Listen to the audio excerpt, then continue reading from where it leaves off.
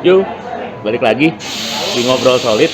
Nah, kalau sekarang, kemarin lo ngobrol sama, ya episode sebelumnya ngobrol sama yang orang tua-tua, sekarang agak muda nih. Nah, ini namanya Rizky, angkatan 2010, jadi beda 4 tahun sama gue di bawah. Gue wawancara dia karena dia salah satu pengusaha lah, alumni Jawa yang jadi pengusaha. Bener gak? Ya, nggak pengusaha-pengusaha amat lah.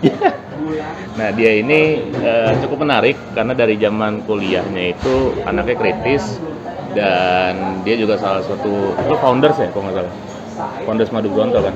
Ya, salah seorang pendiri dari Madu Bronto. Itu Madu Bronto itu apa, kita ngobrolin hari ini. Nah, Ki, sekarang lo kesibukannya ngapain aja?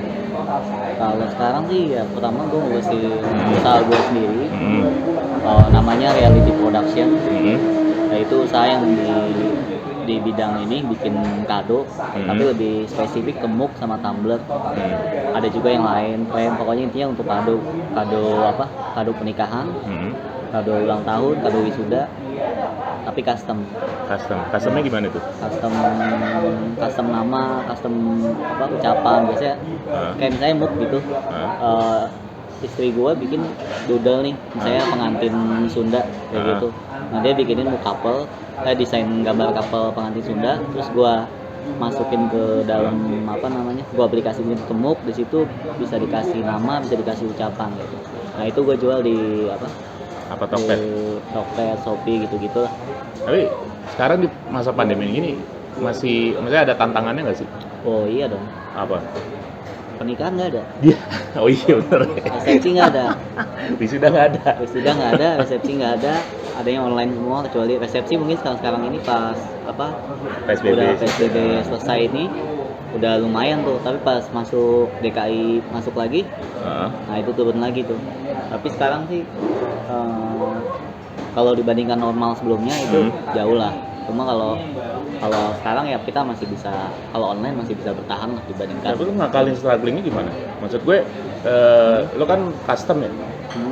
Kadang kan nggak setiap orang mau beli custom satuan gitu. Kadang ya. Maksud gue kayak, gue misalnya nih, gue mau bikin acara baru gue custom banyak sekalian bermurah gitu mikirnya kan. Nah lo ketika masa pandemi ini kan yang acara-acara yang kayak gitu kan nggak ada tuh. Oh iya. Terus strugglingnya gimana? Karena gue menjualnya eceran, Mas. Oh, oke. Berarti memang menjualnya eceran deh. Spesifik ke eceran, bukan di grosiran.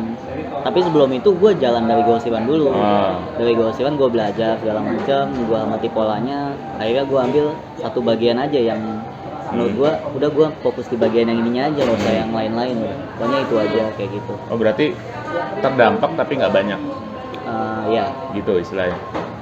Tapi berarti lo kalau satuan itu bukannya biaya produksinya mahal ya? Enggak dong. Ya pasti harganya lebih mahal. Gue juga jualnya harganya lebih mahal dibandingkan grosiran. Tapi kan apa namanya? Ya orang beli kok. Mantep. Gue demen PD-nya. Iya itu yang penting. Kalau kita jual mahal orang masih beli ya. Kalau kita bisa jual mahal tapi orang masih mau beli, ya kenapa kita nggak jual mahal? Tapi emang ini sih. Terus gue juga lihat lu nggak pernah berhenti berinovasi sih gue lihat. Karena gue lupa ya di IG kapan gitu lo selalu ada produk baru gitu. Itu yang membuat lo berpikir oke, gue harus ada inovasi, produk baru, ada varian baru, itu apa dasarnya? Kalau masalah inovasi itu sekarang kita itu hidup pasti kita bikin satu produk tuh pasti besok udah ada yang ngikutin. Dan besoknya pasti ada yang ngikutin lagi. Kalau kita nggak bikin inovasi, pasti kita akan kalah. Iya sih. Jadi mau nggak mau ya kuncinya di inovasi itu. Tapi pernah nggak lebih plagiat? Oh pasti. Gimana perasaan? Ya kita dari awal memang mentalnya udah harus ini, udah harus siap sama plagiat ini. Ya paling kalau kita lagi rajin gitu, ya kita tegur aja. Wih, bikinnya jangan sama lah, boleh lah bikin, tapi jangan plek sama banget dong, kayak gitu. Kalau emang, karena kan itu Google dari istri gue yang gambar. Ya original bini lo berarti kan? Iya, gue juga beli ke dia.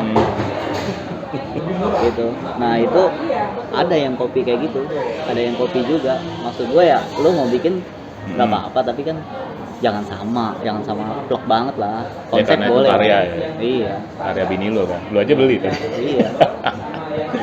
Tapi kalau pernah nggak dicomot foto lu ke IG orang gitu atau ke sosmed orang? Sebenarnya kalau foto produk dicomot nggak masalah kalau dia belinya di kita. Oke. Yang masalah kan kalau dia comot foto kita tapi kan dia bikin sendiri atau ini kayak gitu, ya itu pasti ada. Oh, kalau maksudnya dropship atau reseller is oke. Iya. Tapi kalau dia nyomot doang, ternyata tapi belinya dari luar atau dibikin sendiri, iya baru. itu paling tegur aja kalau kita lagi rajin ya. Kalau males ya kan kita udah tahu resikonya Dagang online. dunia ini pasti kan plagiat itu udah biasa lah. Nah, sekarang yang satu yang harus kalian tahu juga, jadi selain usaha souvenir juga lagi, kalau bahasa gua membangunkan kembali yang media yang pernah tidur kan, karena dia pernah bikin media waktu kuliah namanya Madu Bronto ya. Iya, Madu Beranta. Nah, itu sempat berjalan ketika lo kuliah semester berapa tuh? Soalnya gue lupa ya. Pokoknya Ya, dia lupa. tahunan lah. Di Tahunan. masa-masa pertengahan kuliah. Nah, Lupa itu. sekarang lo bangun lagi, maksudnya lo bangunkan lagi itu media kapan? Dari pandemi ini loh masalah. Pandemi. Kenapa lo akhirnya, oke, ini saat yang tepat gue bangunin ini lagi? Karena gue bosen aja mas. Iya. Iya. Kerjaan apa namanya? Ya kan ngurusin kerjaan doang. Maksud gue kerjaan, kalau kita ngerjain kerjaan itu kan cuma buat kita doang. Ya buat orang apa? Itu maksud gue. Berarti lo tipikal orang yang ini, orang yang nggak bisa diem dong ya? Ya, intinya sih gue merasa ya gue punya apa untuk yang bisa gue bagi gitu. Kalau hidup mikirin cuma buat diri kita doang kan, ya kita usaha sendiri aja udah. Nah kalau misalnya media ini maksud gue, gue kan pernah belajar juga di sastra Jawa ini gitu kan. Jadi apa yang pernah gue dapet itu seenggaknya orang tahu lah. Itu satu. Yang kedua, sekarang ini kan di masa-masa sekarang ini seringkali ini budaya itu dibentrokin, entah dengan agama, entah dibawa ke politik kayak gitu. Padahal Semuanya dicampur aduk sekarang. makanya mesti gue pribadi ya paling enggak orang tuh bisa maknain budaya khususnya Jawa ini. Ya ini tuh maknanya apa sih, orang bisa mengerti gitu. Secara nilainya, Iya, value-nya. Ya orang bisa ya positif lah, jadi bisa mikir oh kenapa dia begini, oh karena itu. Tapi lo orang Jawa? Ya enggak juga. Buset. Ini gokil juga di bocah. Kan karena dia kuliah di sastra Jawa, jatuh cinta berarti lo ya. Ya merasa bertanggung jawab sih lebih. Bertanggung Lebih jawab. situ. Berarti lu udah berapa kali bikin, kalau nggak salah pernah bikin webinar ya? Webinar apa sih? Yang Madu Beranta. Iya. Ya macam itulah. Webinar apa tuh? Sama Mas Pras ya? Iya mas waktu itu. Tapi ada ke depan ada rencana kayak gitu lagi? Ada sih rencana. Apa topiknya? Belum kalau untuk webinar kita belum ada rencana ini karena kita masih kendala. Sebenarnya fokus kita tuh bukan di webinarnya, lebih ke microblogging. Microblogging yang di IG itu ya? Iya. Kalau microblogging itu kan lebih banyak tulisan. Cuma kendalanya sekarang nih tulisan lagi mampet. Nah, karena memang ya ini kan bukan kita bikin maksudnya ngomong budaya tuh harus ada dasarnya, harus ada datanya. Nah, datanya itu kan harus bisa ngolahnya, harus bisa nyarinya. Nah, nggak banyak orang yang kayak gitu. Iya sih, lo salah ngomongin budaya yang ada di somasi lo. Makanya itu. Tapi gue tertarik ini loh, Ki, lu tuh kayak mikirin dari souvenir apa segala macam, lu memang dari lo bisa dikatakan zaman sekolah atau zaman kuliah itu memang lo mikir terkonsep gitu. Karena gue lihat ketika lo mendirikan Madu Beranta, lo kayak konsep banget gitu. Lo juga yang ini tadi kita sebelum syuting ini kan sempat ngobrol ya. Sempat ngobrol dulu juga terkonsep banget. Ada lo belajar apa gitu secara luas, tapi lo ambil kecilnya, lo ambil ininya, langsung fokus gitu. Iya. Ya karena emang itu sebenarnya pelajaran dari sastra Jawa juga ya. Iya. Jadi waktu gue bikin skripsi masalah fokus itu kan kita diajarin bagaimana berpikir berpikir akademis ya. Jadi mulai dari kalau kita bikin skripsi itu kan topik itu kan nggak yang meluas banget gitu. harus pilih salah satu yang sempit aja, nggak usah banyak-banyak supaya nanti kitanya nggak kesulitan sendiri. Nah, maksud gua sebenarnya itu konsep itu tuh berlaku buat kehidupan sehari-hari juga. Oh gitu. Jadi lo terapkan itu di kehidupan sehari, misalnya kayak buat souvenir lo gitu kan. Tapi apa namanya? Ketika lo berpikir seperti itu, fokus nih. Lo menjaga fokus lo gimana? Karena kan ya kita bicara ini ya, bicara usaha. Ada aja kan pasti Iya. tantangannya. Lo menjaga fokus lo gimana? Ya gue cuma mikir aja, kalau gue selalu ingat pelajaran dari orang-orang ataupun dari yang gue tahu gitu lah, pokoknya kalau keberhasilan itu soal ketekunan. Tuh, dengerin keberhasilan soal ketekunan tuh. Ketekunan itu ada proses waktu satu sama belajar gitu. Jadi misalnya nih apa namanya, kita pindah-pindah ya, gue juga lakuin, pikiran gue juga lompat-lompat. Tapi tiap kali lompat-lompat itu balik lagi, kita harus ambil salah satu yang harus kita tekunin gitu.